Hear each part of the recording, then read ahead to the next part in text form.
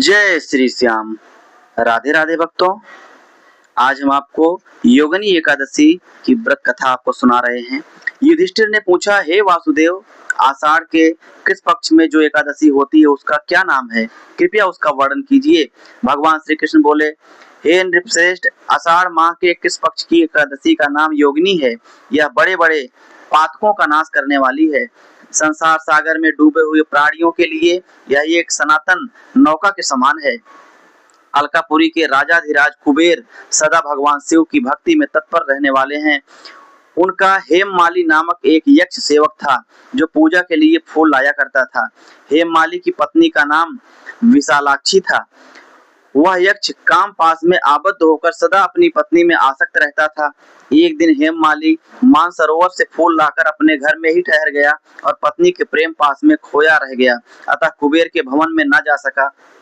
इधर कुबेर मंदिर में बैठकर शिव का पूजन कर रहे थे। उन्होंने दोपहर तक फूल अपने आने की प्रतीक्षा की। जब पूजा का समय व्यतीत हो गया तो यक्षराज ने कुपित होकर सेवकों से कहा, यक्षों, दुरात्मा हेममाली क्यों नहीं आ रहा है?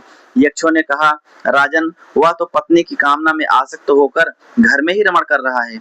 यह सुनकर कुबेर क्रोध से भर गए और तुरंत ही हेममाली को बुलवाया। वह आकर कुबेर के सामने खड़ा हो गया। उसे देखकर कुबेर बोले, ओ पापी, अरे दुष्ट, ओ दुराचारी, तूने भगवान की अवहेलना की है। अतः कोढ़ से युक्त और अपनी उस प्रियतमा से वियुक्त होकर इस स्थान से भ्रष्ट होकर अन्यत्र चला जा। कुबेर के ऐसा कहने पर वह उस स्थान से नीचे गिर गया। कोढ़ से सारा शरीर पीड़ित था, परंतु शिव पूजा के प्रभाव से उसकी स्मरण शक्ति लुप्त नहीं हुई। तदंतर वह पर्वतों में श्रेष्ठ मेरुगिरी के शिखर पर गया। वहां पर मुनिवर मार्कंडेय जी का उसे दर्शन हुआ। पाप कर्मा यक्ष ने मुनि के चरणों में प्रणाम किया। मुनिवर मार्कंडेय ने उसे भय से कांपते हुए देखकर कहा, तुझे कोढ़ के रोग ने कैसे दबा लिया? यक्ष बोला, मुनि जी, मैं कुबेर का अनुचर हेममाली हूँ। मैं प्रतिदिन मानसरोवर से फूल लाकर शिव पूजा के समय कुबेर को दिया करता था। एक दिन पत्नी सहवास के सुख में फंस जाने के कारण मुझे समय का ज्ञान ही नहीं रहा। अतः राजाधिराज कुबेर ने कुपित होकर मुझे शाप दे दिया, जिससे मैं कोढ़ से आक्रांत होकर अपनी प्रियतमा से बिछुड़ गया। मुनिश्रेष्ठ, संतों का चित्त स्वभावतः परोपकार में लगा रहता है। यह जानकर मुझ अपराधी को कर्तव्य का उपदेश दीजिए। मार्कंडेय जी ने कहा, तुमने यहाँ सच्ची बात कही है, इसलिए मैं तुम्हें कल्याणप्रद व्रत का उपदेश करता हूँ। तुम आषाढ़ मास के कृष्ण पक्ष की योगिनी एकादशी का व्रत करो। इस व्रत के पुण्य से तुम्हारा कोढ़ निश्चय ही दूर हो जाएगा।